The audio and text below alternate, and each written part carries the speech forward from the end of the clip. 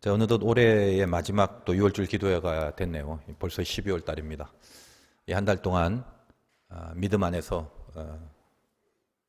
그 은혜의 마무리를 잘 할 수 있기를 바라면서 성경이라는 것은 어디를 보든지 간에 그 흐름이 중요한데 뭐 계시록도 마찬가지입니다.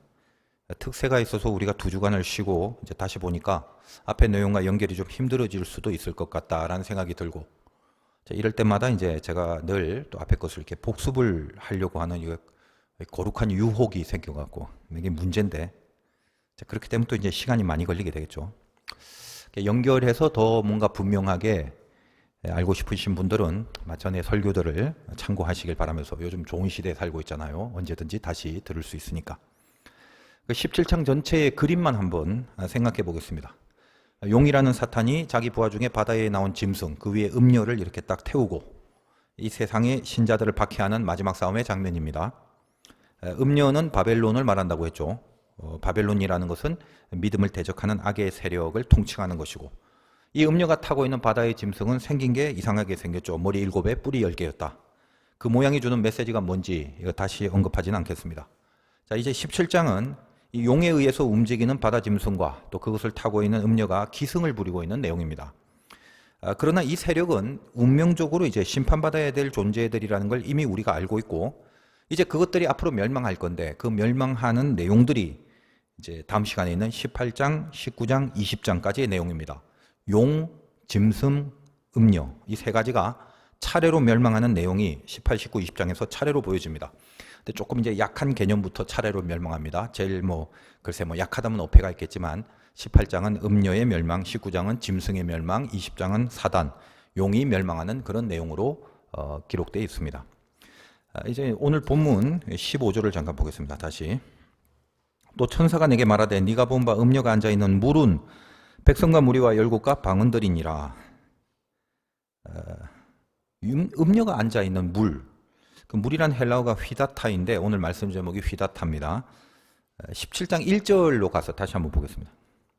또 일곱 대접을 가진 일곱 천사 중 하나가 와서 내게 말하되 이리로 오라. 많은 물 위에 앉은 큰 음녀가 받을 심판을 너에게 보이리라. 여기 음녀가 물 위에 앉았다 그럽니다. 물론 이제 1차적으로는 바벨론을 상징하는 이 음녀이기 때문에 물이라고 하면 바벨론 지역에 있는 유브라데 강을 상징하는 것이기도 합니다만, 그것이 주는 영적인 의미가 중요한 거죠. 이걸 이제 오늘 본문에서 직접 밝히고 있습니다. 물이 뭐냐라는 걸 15절에서 아까 읽은 물은 뭐라고 합니까? 백성과 무리와 열국과 방언들이라. 방언이라는 말은 이제 언어를 말하는 거고, 한마디로 뭐냐? 이게 전체 세상을 말하는 거예요. 그러니까 그 세상 위에 음녀가 앉아 있다. 다시 말하여 음녀 밑에 모든 세상이 있다. 이런 것을 표현하는 거죠. 한마디로 세상의 흐름 전체를 음녀가 이끌어간다는 겁니다. 자, 음녀가 세상 흐름의 주체가 돼서 세상이 음녀를 안치고 흘러가고 있다. 그러므로 이제 성경을 잘 읽어보면 우리가 이 세상의 풍조가 이렇게 너무 악하게 흘러간다는 말을 많이 하는데, 그거는 이제 이상한 게 아니라 원래 그런 거예요. 세상이 왜 점점 악해지나, 이러다 큰일 날 것 같다. 쫄지 마시고 그렇게 생각하지 말라는 거야. 큰일은 큰일이지만 이미 세상이 그렇게 흘러간다는 것은 성경에 적혀져 있다. 다시 말해서 하나님이 알고 허락하신 내용이다 이 말이에요. 그럼 우리는 어떻게 하면 되나? 우리는 이제 그 모든 걸 알고 있는 하나님 안에 있으면 되는 거죠. 자, 지금 이 시대의 거대한 물의 흐름, 휘다타, 이 흐름을 어떤 정신적인 사조로 말한다면, 제가 여러 번 말씀드렸지만 포스트 모더니즘이라고 말씀드렸습니다. 뭐죠? 그게 절대라는 개념 자체가 사라지고 있는 흐름이다 이 말이에요. 다 인정하자, 다 받아들이고 각자 자기 소견에 옳은 대로 행한다라는 이 사사기의 죄성이 이제 그대로 드러나는 시대를 삽니다. 그러니까 하나님은 여기에 개입하지 말라는 거죠. 죽이 되든 밥이 되든 우리가 알아서 할 테니까 어떤 절대 기준이라는 걸 들이밀지 말라는 거예요. 그래서 여러 번 제가 말씀드렸지만 포스트 모더니즘이라는 말 자체는 포스트 모더니즘, 근대 이후라는 말인데, 근대 이후가 뭐예요? 현대죠. 그러니까 그럼 근대와 현대 사이를 무엇으로 나누었냐라는 것입니다. 약간 어려운 내용일 수도 있겠지만 참고를 하시면 좋을 듯 합니다. 이 근대와 현대 사이, 그중에 이 근대까지 인류의 정신세계를 이끌었던 사람을 두 사람만 꼽으라 그런다면 지극히 저희 주관적인 관점입니다만 플라톤과 데카르트라고 할 수 있습니다. 그렇다면 그들의 그 사상과 철학이 구체적으로 어떠한가라는 것은 지금 이런 설교 시간에 다룰 수 있는 분량과 정도가 아니죠.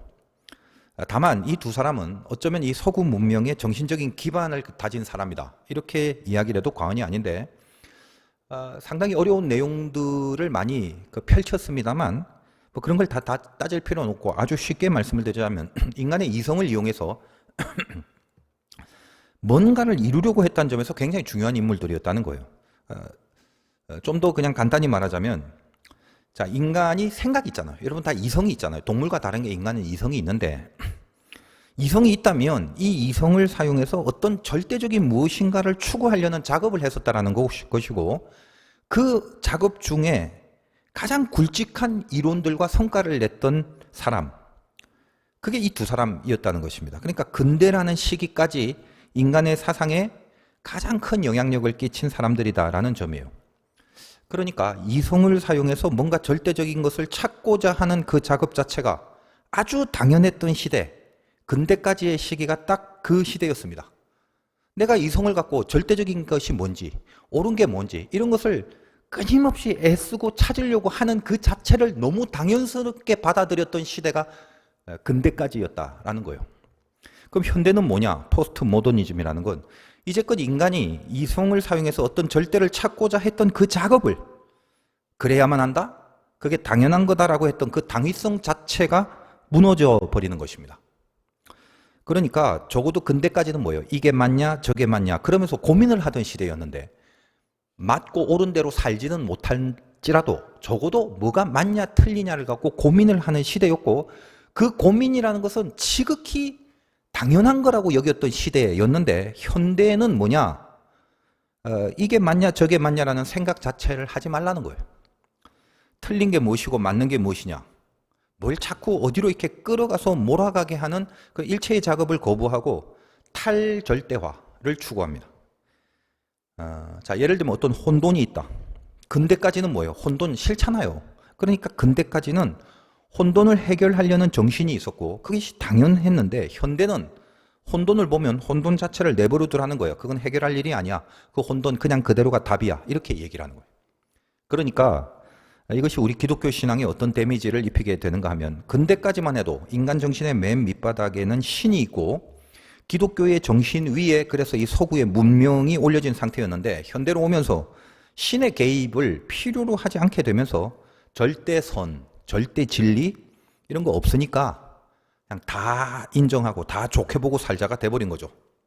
어떤 기준이나 통제 없이 살아가는 것을 허용하는 그 정신의 당위성이 생긴 시대.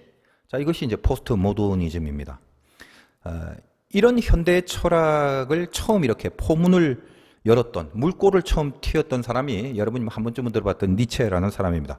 뭐 신은 죽었다 이런 말 많이 들어보셨죠. 그러니까 이 말이 뭐 간단히 말해서 뭐 야 신을 안 믿는 무신론자라다는 이런 불신앙의 멘트 정도가 아닙니다. 뭐 깊은 설명은 생략하고요. 신은 죽었다라는 말이 뭐냐? 신으로 인해서 간섭받고 터치를 받는 인생을 살지 말자는 거예요. 어떤 절대적인 기준을 두고 그것을 규범화해갖고 저거 반드시 지켜야 돼. 저게 맞는 거니까.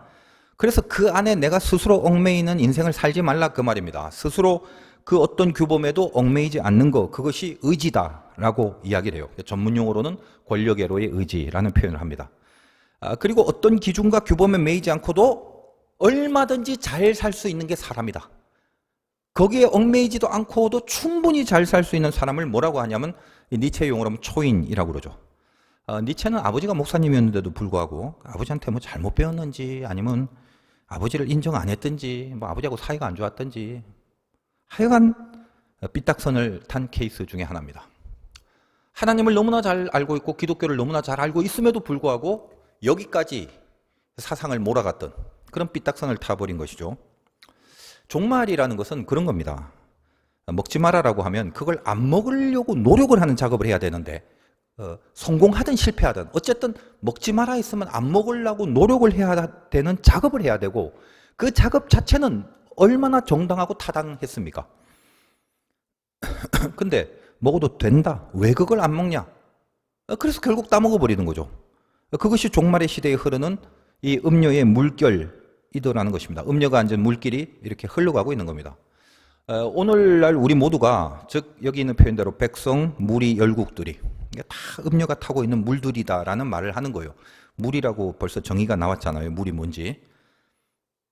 다시 정리를 하자면 지금 바벨론, 즉 음녀는 악의 본질이고 하나님을 대항하는 세력의 본질.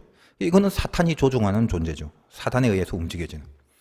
그 음녀는 이 악의 본질, 즉 여기 세상 물결, 뭐 짐승, 열불, 일곱머리 같은 이 악한 본질에서 파생되는 현상들과 함께 그 현상 위에 올라타서 이 종말의 큰 흐름을 형성하고 흘러가고 있다는 것입니다.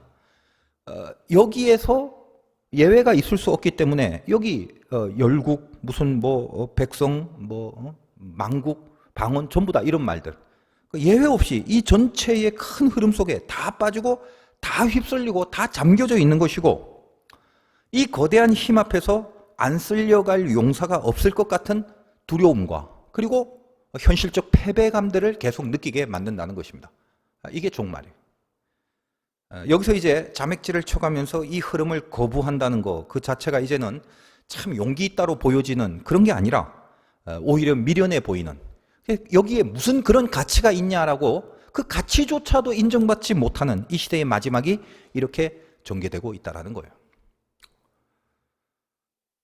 근데 오늘 이제 본문에 참 뜻밖의 묘사가 있습니다.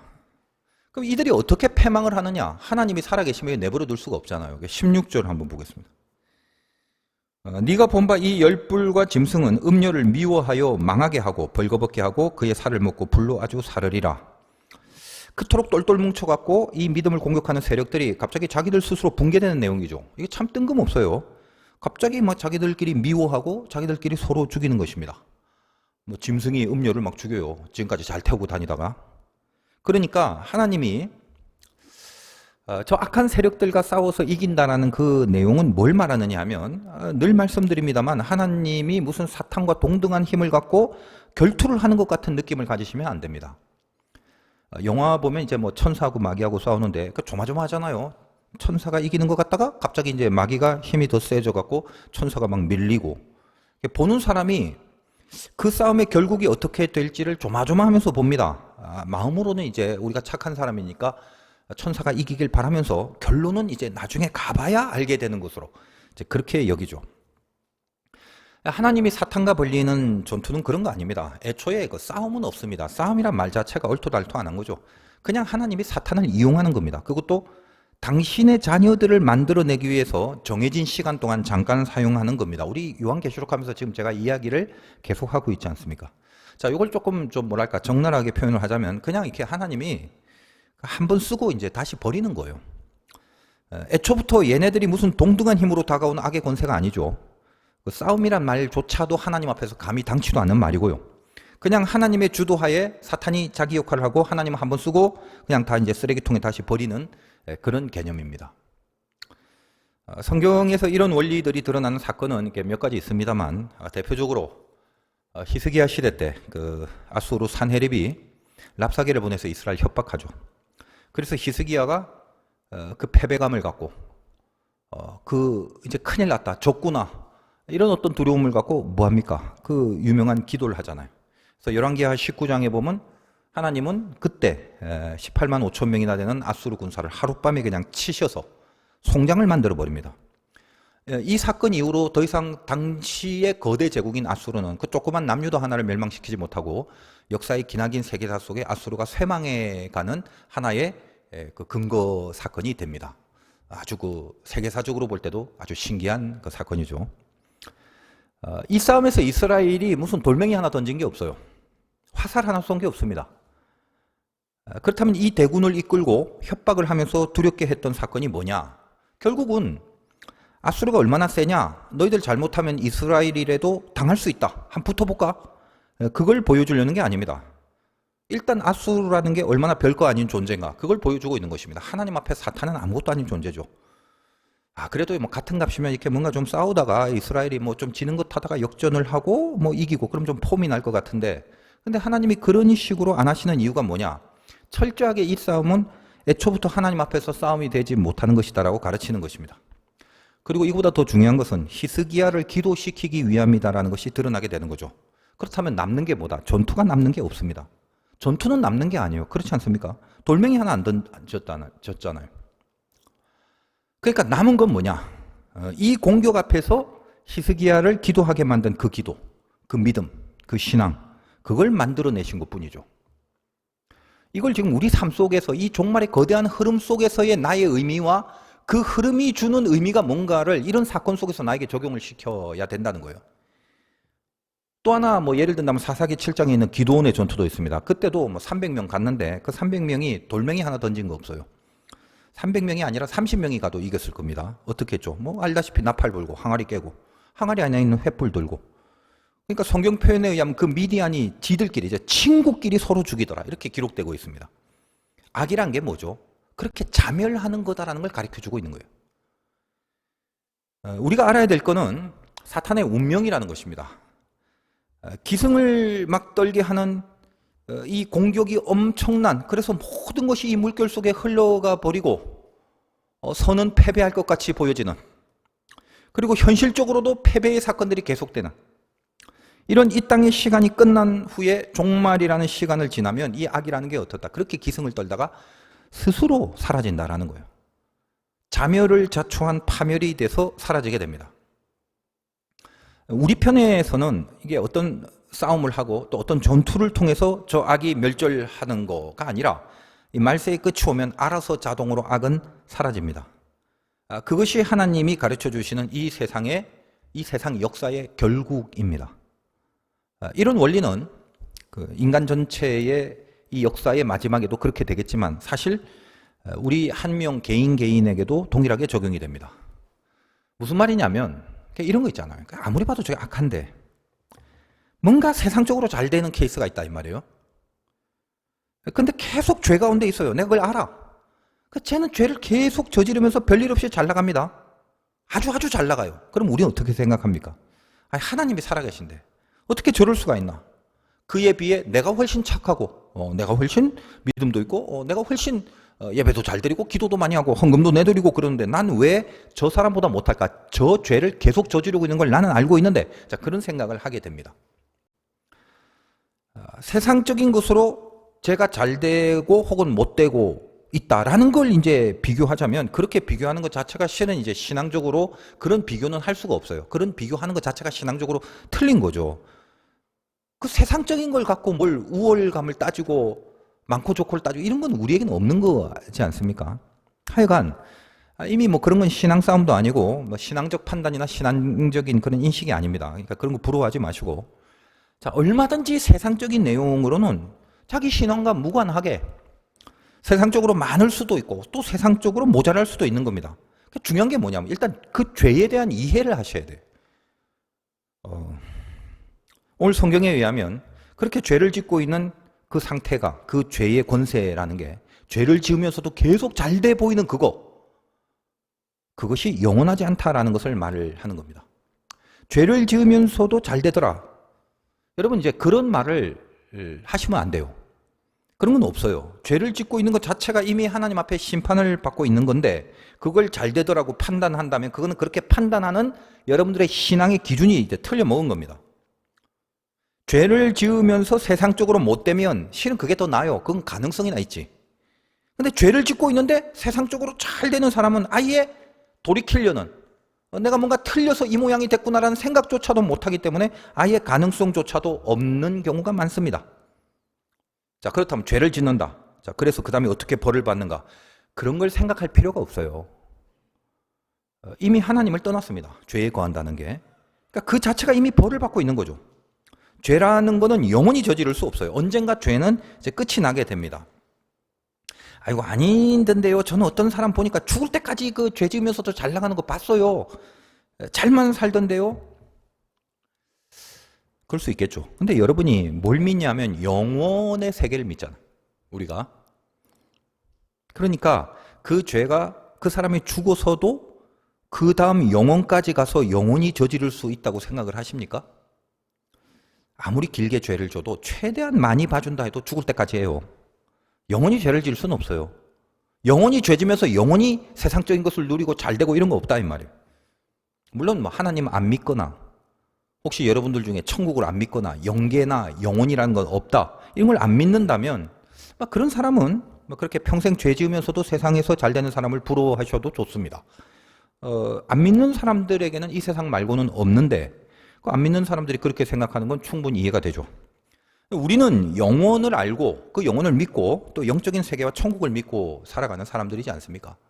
그러니까 우리들이 판단하고 또 우리들이 잡아야 될 개념이 뭔지 이거를 이렇게 분명히 하셔야 돼요.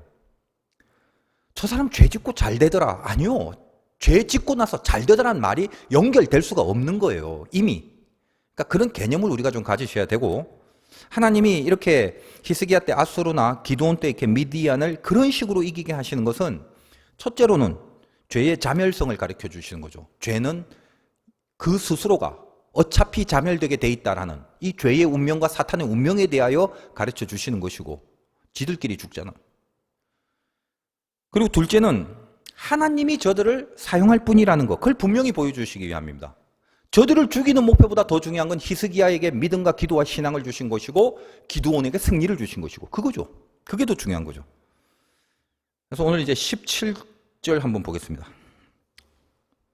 좀 어려운 내용이라서 읽는데도 잘 와닿지 않을 때가 있어요. 17절. 이는 하나님이 자기 뜻대로 할 마음을 그들에게 주사 한 뜻을 이루게 하시고 그들의 나라를 그 짐승에게 주게 하시되 하나님의 말씀이 응하기까지 하심이라. 자, 이는이라고 했는데 뭡니까?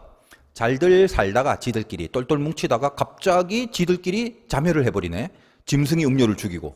자, 이는 이렇게 한 거는 뭐냐? 요게 이제 17절의 내용이죠. 하나님이 자기 뜻을 그 악한 세력들 안에 넣어서 한 뜻을 이루게 했다. 그러니까 하나님이 원하는 것과 저들이 뜻이 하나, 저들이 거룩해져 갖고 한 뜻을 갖고 하나님께 동의한 게 아니라 하나님이 저들 안에 집어넣어서 한 방향으로 가게끔 컨트롤을 했다 이 말이에요. 그들의 나라를 짐승에게 주게 한답니다. 짐승은 뭐죠? 말씀드렸다시피 사탄이 부리는 그 부하인데 그 짐승이 음료를 없애고 자기가 나름 그 음료 대신 뭔가 이렇게 대장이 됩니다. 자, 이제껏 음료를 잘 태우고 다녔는데 갑자기 음료를 벗기고 오늘 표현은 살을 먹고 불로 살라버려요. 누가 그렇게 한 건가요? 그 방금 17절에 그들의 나라를 그 짐승에게 주게 하시되 뭔가 할 게 있어서 이용하려고 그 짐승에게 나라를 주셨다. 하나님이 그렇게 하신 거다 이 말이에요. 그러니까 음료를 스스로 이렇게 지들끼리 죽인 것도 자기 편끼리 자초한 멸망이고 또 그렇게 만든 것은 하나님이 짐승에게 권세를 잠시 주려고 그렇게 스스로 자초하고 자멸하는 그렇게 하고 싶은 마음을 주신 것이고 그 마음을 주고 그렇게 만들어버린 이유가 뭐냐면 마지막에 말씀을 응하게 하실 때까지, 즉 말씀이 응하는 열매를 만들기까지다라는 거죠. 누구에게 말씀이 응합니까? 당연히 신자에게 말씀이 응하죠.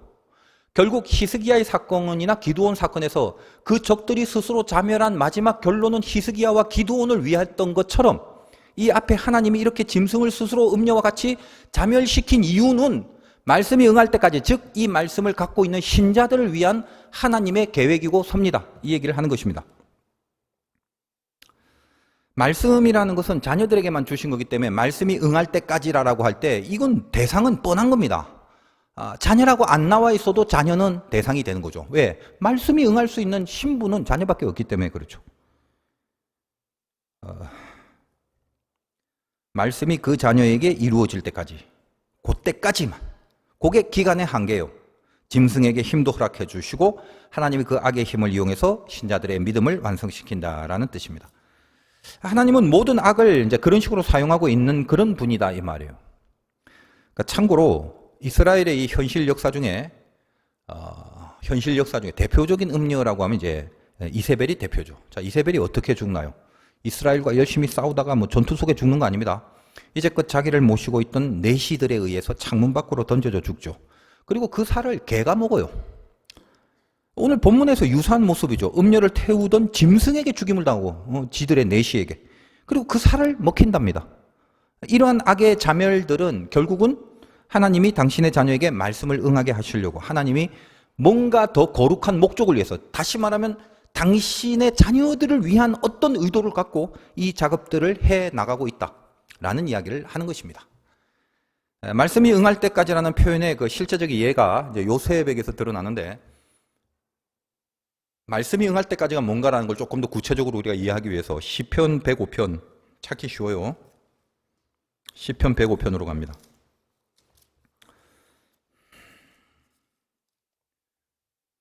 시편 105편 17절에서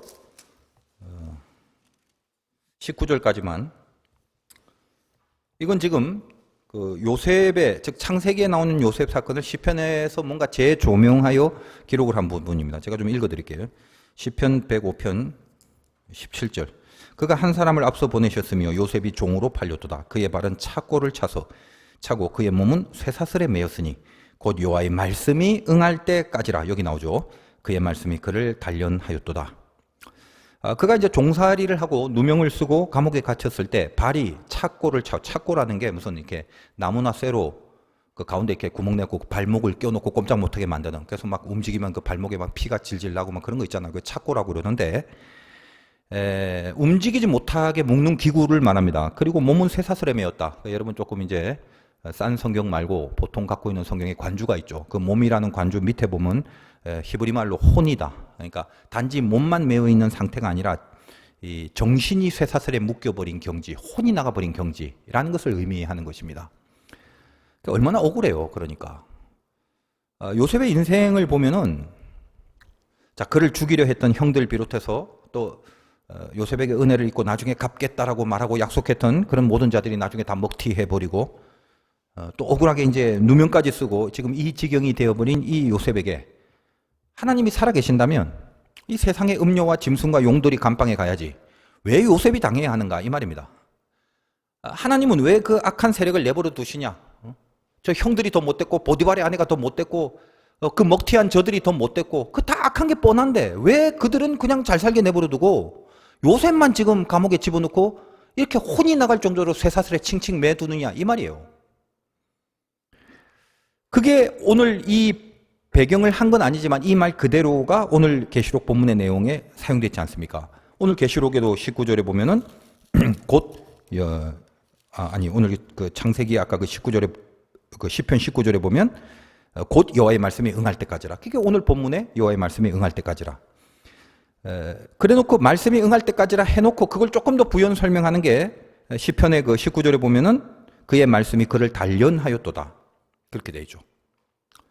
음녀가 요셉을 끌고 가는 흐름이라는 건 전부 다 악한 것뿐이었지 않습니까? 그렇지만 그 모든 그 흘러가는 그 패배의 흐름 속에 거기서 아무리 신앙과 믿음을 지키려고 발버둥을 쳐도 겉으로 보여지는 모습에서는 그 물결 속에 그냥 잠식돼서 거기에 흘러가 죽어버리는 그런 휩쓸림 속에 있는 모습, 그렇게 보이는 것 같지만 요셉은 그 흐름에 가만 보니까 흘러가지 않더라, 끌려가지 않더라는 것입니다. 여러분 창세기 요셉의 이야기를 보면 한 번도 원망이 없고 한 번도 불신앙의 방법을 쓰지 않았습니다. 겉옷을 벗어 던지고서라도 그 억울한 누명의 감옥에서도 하나님을 배신하지 않았다는 겁니다. 그리고 그 시간은 영원하지 않습니다. 말씀이 응했고, 응했다는 것은 말씀이 그를 단련을 시킵니다. 단련된 이후로 이제 총리 대신이 되는 거죠. 모든 백관을 제어하고 이 세상과 인간과 세계와 하나님을 볼 수 있는 그 조명과 시선을, 그 안목을 요셉이 갖게 됩니다. 우리 모두가 이 음녀가 타고 흘려보내는 세상의 물, 즉 휘다타에 들어가 있습니다. 백성, 무리, 열국, 방언, 이게 전부 다 물이라고 그랬죠. 전부 다 들어가 있는 것이 지금 종말이에요. 이 음료의 물 휘다타는 신자들에게 결국 두 가지 길을 걷게 합니다. 단념을 시키느냐, 단련을 시키느냐, 이 두 가지. 이 큰 흐름에 저항하지 않고 그냥 휩쓸려 같이 떠내려간다면 믿음을 단념시키게 만들 것이고, 믿음이란 거 필요 없어, 소용없어, 포기하게 만드는 거예요. 근데 이 흐름에 저항해서 끝까지 버티고 지켜낸다면 내 믿음을 단련시키게 될 것입니다.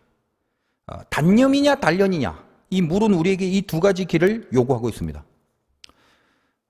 내가 뭔가 심판을 하거나 내가 성질내거나 분내지 마시기 바라요. 세상은 내가 풀어가는 세상이 아닙니다. 저도 이제 가끔 보면 제가 잘난 건 하나도 없으면서도 세상 보면 자꾸 화가 치밀고 분노가 솟아오르고 마치 내가 정의의 사도인 양, 나만 괜찮은 양, 그런 착각 속에 빠지면서 자꾸만 분노가 더 치솟는 경우를, 그리고 그 경험을 많이 합니다. 그때 이제 이런 말씀을 하나님이 저에게 주시는 거죠. 너나 잘해라고. 내가 풀어가는 세상이 아니에요. 그러니까 내가 얼마나 잘났는지 나는 마음껏 보이고 싶은 교만이 이 안에 있겠지만 그래서 이 교인들이요, 그 얼마나 유명해요. 요셉 하면 제일 먼저 떠오르는 단어가 뭘까요? 그럼 전부 다 총리 대신 이럽니다. 그냥 그것만 봐도 잘못 배웠다는 것만 아시면 돼요. 그럼 높은 자리에 가서 뭔가 휘두르면서 사는 거, 이걸 추구한단 말입니다. 내가 풀어내고 내가 잘해내고, 뭔가 이것이 신앙의 위력인 양, 신앙 좋으면 그렇게 되는 것인 양, 발이 착고에 몸이 쇠사슬에 감겨 있는 거, 이거는 전혀 그런 걸 당할 생각은 1도 안 하죠. 그러면서도 요셉 그럽니다. 참 모순이죠. 하여튼 신자들의 삶이 모순 덩어리 가만 보면. 그걸 당하고 그걸 견딜 마음은 하나도 없으면서 총리 대신을 꿈꾸고 있는데 이래서는 안 된다는 거죠. 말씀이 응할 때까지. 즉 말씀이 자기를 단련해서 그 인생의 패배한 현실조차도 신앙으로 자기가 포섭해버릴 수 있는 경지가 돼야 되는 거예요. 말세라는 건 그렇습니다. 음녀가 물결을 따라 그냥 휩쓸어 가기 때문에 도처에서 패배한 모습처럼 보이는 일들 뿐입니다. 패배한 모습처럼 보이는 게 뭐죠? 휘다타가 물결이 흘러가고 있다. 그 안에 매몰되지 않는 게 없습니다. 쓰나미 같이 흘러내려가고 있으니, 또 같이 흘러내려가 보면 니도 흘러가고 내도 흘러가네, 괜찮다고 생각을 해요. 이것도 어마어마한 착각인데, 그러나 각성이 있는 사람들은 이러면 안 된다, 그리고 이 흘러가는 모습이 패배한 것이다라고 생각돼서 이 패배한 모습에 참 마음이 쓰라리죠. 나는 어떻게든 자맥질을 쳐서 이 흐름을 거슬려야 되는데 참 그러지도 못하고 그럴 힘도 없고 자꾸만 지는 것 같고. 근데 오늘 말씀을 통해서 분명히 가져야 될 믿음이 뭐죠? 이 거대한 흐름 속에 독야청청 유유자적 나만 빠져나올 수는 없습니다. 들어가서 저항하고 버티고 견뎌야 되는데 쉽지 않아요. 그래서 늘 보여지는 현장이 패배의 사건의 연속이고 패배한 것 같이 느껴집니다. 그랬을 때 이게 내가 부족하거나 혹은 하나님이 잠시 그 순간에 졸고 계셔서 내가 당한 게 아니라 이 패배도 하나님이 하시게 한 것이다, 그렇게 믿는 믿음이 필요합니다. 그러니까 내가 조금 더 노력하고 그랬으면 내가 이겼을 건데 그런 아쉬움이 아니단 말이에요. 혹은 열심히 했는데 이게 뭐야, 또 그런 억울함도 아니다 이 말이에요. 그냥 이 패배 자체를 하나님이 하게 하신 겁니다. 그렇다면 만약에 하나님이 나를 사랑하지 않고 나를 미워해서 나를 죽이시려는 분이라면 이 패배라는 건 당연히 나를 죽게 되는, 내가 죽게 되는 결론이 되겠지만, 나를 사랑하신다면서도 그 패배도 사랑하시기만 한다면, 그게 틀림없다면, 내가 지금 겪고 당하고 경험하는 패배도 승리의 부분이기 때문에 주시는 것일 수밖에 없는 거죠. 그럼 하나님이 나를 사랑하시는 분인지 아닌지만 그것만 따지면 됩니다. 그래서 성경은 줄곧 하나님은 나를 사랑하신다는 말을 입이 닳도록 말씀하고 있다는 거예요. 네 패배가 패배가 아니라는 걸 가르쳐주기 위해서. 패배가 진짜 패배가 아니라는 깨달음, 보통 사람들은 그 깨달음이 바로 오지 않아요. 내가 지는 것도 지는 게 아니다라는 깨달음, 내가 죽는 게 아니다라는 이 깨달음은 시간 오래 걸려야 납득이 되고 이해가 되고 설득이 됩니다. 그것도 뭐 똑똑해서 알아차리는 게 아니라 아주 자연스럽게 그런 인생의 경험을 통해서 이렇게 끄떡여지게 만들어요. 그냥 나중엔 몸으로 느껴지는 그런 이해가 있게 될 뿐입니다. 내가 그때 그 패배가 왜 있었는지, 그 패배한 모습처럼 보이는 게 그게 나중에야 이렇게 끄떡끄떡하게 만드신다라는 거예요. 제가 이걸 알고 있다 보니까 이 세상 풍조를 이렇게 바라보면 좁은 소경과 좁은 안목으로 내 안에 울그락불그락 했던 감정이 이게 하나님의 시선으로 봤을 때는 잘못된 것이다라는 걸 깨닫게 되고, 말씀에 입각하여 세상을 다시 바라보고 말씀에 입각하여 이 흐름을 다시 조명하게 되는 그런 은혜가 있습니다. 결국 승리를 하는 것이 신자의 운명이에요. 그걸 믿게 됩니다. 승리는 늘 말씀드렸죠. 최후 승리의 준말입니다. 당장 승리, 이런 건 세상 사람들이 쓰는 승리예요. 지금 가위바위보 해서 너는 가위고 나는 무기내 이겼다, 이걸 당장 승리라고 해요. 우리에겐 그런 승리 없습니다. 우리는 항상 최후 승리입니다. 협력해 놓고 몰아가서 마지막엔 선을 이루는 그거죠. 그러므로 여러분 인생 가운데 어떤 패배가 이렇게 영적으로든 현실적으로든 이런 걸 느꼈을 때 이 깨달음을 빨리 가지신 분은 영적인 요령을 잘 터득해서 적용을 해야 돼요. 이 패배의 자리에 빨리 하나님을 앉히시면 됩니다. 이게 쉬운 말 같죠? 뻔한 말 같은데 의외로 잘 안 합니다. 우리는 어떠냐? 패배가 있으면 그 패배한 자리와 상황은 하나님과 무관하다고 보죠. 요셉이 감옥에 누명 쓰고 있을 때 그 자리가 우리가 봤을 땐 하나님과 무관한 자리 같잖아요. 거기 하나님이 어떻게 개입하시고 그 감방에 하나님이 어떻게 상관을 하십니까? 저거는 하나님부터 멀어진 자리고 하나님과 상관없는 자리죠. 그렇게 생각을 바로 해버린다 이 말이에요. 그러니까 우리가 좁은 소견으로 내가 정해놓고 여긴 아니야. 여긴 패배니까 하나님을 굳이 여기에 상관시킬 필요가 없어. 내가 믿음이 있으니까 하는 말이야 이게. 응? 내가 만약에 잘 되면 잘 됐을 때 하나님과 상관을 짓고 영광을 돌리고 싶었는데 패배했으니까 하나님을 운운할 여지는 없어. 이제 그렇게 가시지 말라는 거예요. 뭔가 지 생각하는 바람대로 열심히 좀 기도 좀 해놓고 안 되면 그걸로부터 바로 판단을 해버리죠. 패배야. 이건 하나님이 타치를 안 했다. 하나님이 내 기도를 안 들어주셨다. 혹은 하나님은 나와 상관하지 않는다. 지가 정하고 지가 그렇게 결정을 내버리는 거예요. 그래서 오늘 깨달음이 있으셔야 돼요. 우리 안에 영적인 거든 현실적인 거든 어떤 패배가 있을 때 거기에 바로 하나님을 그 패배의 중앙에 빨리 앉히시는 이런 영적인 작업을 하셔야 됩니다. 뭐 예를 들면 여러분 누가복음 5장에 보면 베드로가 이제 고기잡이에 실패하고 그 선수가 그 실패한 배에 주님이 앉으십니다. 그리고 깊은데 그물을 내려라. 말씀에 의지하여 그물 내니까 찢어질 듯 잡힙니다. 예수님이 우리의 실패를 압니다. 저들의 실수와 실패를, 저들의 패배를 알아요. 베드로 이미 패배했어요. 그 선수가 고기 한 마리 못 잡았어요. 밤새 한 마리도 못 잡았어요. 패배한 거죠. 패배한 그 배를 주님이 요청해요. 내가 글로 들어간다. 마음에 흡족치 않았겠죠. 가득 잡아놨고 주님 그래도 내가 어부고 수제자인데 이 정도입니다. 뭐 이렇게 좀 재고 싶었는데 모든 것이 아주 단 한 마리도 잡을 수 없는 가장 밑바닥에 패배를 한 그 자리에 주님이 지금 가려고 한다는 거예요. 들어오지 마세요. 하고 싶죠. 이거 상관없습니다. 굳이 뭐 주님과 상관할 일이 아니에요. 이 패배는 이러고 싶었겠지만 어떻습니까? 그 실패의 자리를 주님이 요청하실 때 내어드리죠. 누가복음 5장의 본문을 읽어보세요. 주님을 그 실패의 배에 앉힙니다. 여러분이 패배한 그 자리를 혼자 이렇게 움켜 싸매지 말고 주님과 등 돌리면서 이거 주님하고 상관없으니까 어떻게든 내가 어떻게 해볼게요. 그러지 마시고요. 거기에 주님을 앉히시는 마음의 작업을 하셔야 돼요. 그게 영성이에요. 그 주님께 그 자리를 내어드리는 겁니다. 여러분 예를 들면 인간관계 사이에도 증오가 생기고 미움이 생기고 분노가 생기고 용서가 안 되는 그런 경우, 여러분 사업이나 일에 수익이 없고 손해를 보고 망하게 되고 사회나 직장에서 진급이 누락되거나 승진이 안 되고 등등 그런 거 나름 실패의 자리인데 자기가 생각하는, 근데 그 자리에 주님을 앉히는 거예요. 분을 먼저 내버리고 판단해버리고 무슨 평가를 하고 결론을 내려고만 하지 말고 베드로처럼 그 실패한 배에 그대로 주님이 오르시게 하란 말이죠. 주님이 패배의 자리에 앉으시면 그 패배는 뭐죠? 주님이 책임을 지시는 거죠.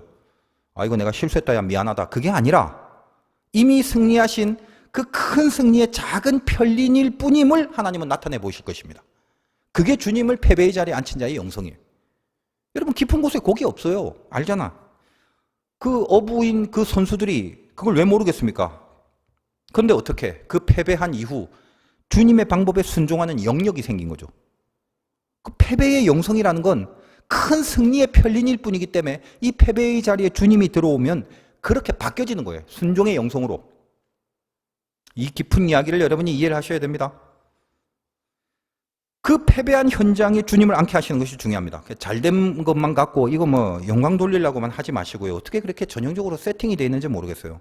제가 이거 뭐 비판하는 건 아닌데 가끔 뭐 TV에서 보면 뭐 상 받으면 연예인들 뭐 트로피 들면서 하나님께 영광 돌린다고 하는데 뭐 이해는 합니다. 그렇지만 저는 개인적으로 썩 좋진 않아요. 그게. 그 상을, 그 세상의 상인데 그 상을 못 받은 진짜 신자들이 그 밑에 있잖아. 있을 수도 있잖아. 그럼 그들은 영광을 못 돌린 건가요? 그게 아니죠. 그러니까 내가 잘 돼서 하나님 앞에 영광을 돌리겠다는 그런 마음보다는 내가 패배한 그곳에 주님을 앉게 하는 그 믿음, 이것이 사실은 주님을 더 영광스럽게 하는 거죠. 말씀이 응할 때까지 견디셔야 됩니다. 응한다는 건 단련이 된다는 거예요. 모든 것에 주님을 함께 놓고 생각하고 함께 놓고 판단하고 함께 놓고 결정할 수 있는 그게 단련이에요. 그 경지까지 되는 거. 여기 용이 이기는 것 같지만 결코 이기는 것이 아님을 영적으로 분명히 보는 이 단련된 시선을 갖고 살아야 된다라는 것입니다. 승리하시기를 주님의 이름으로 축원드립니다.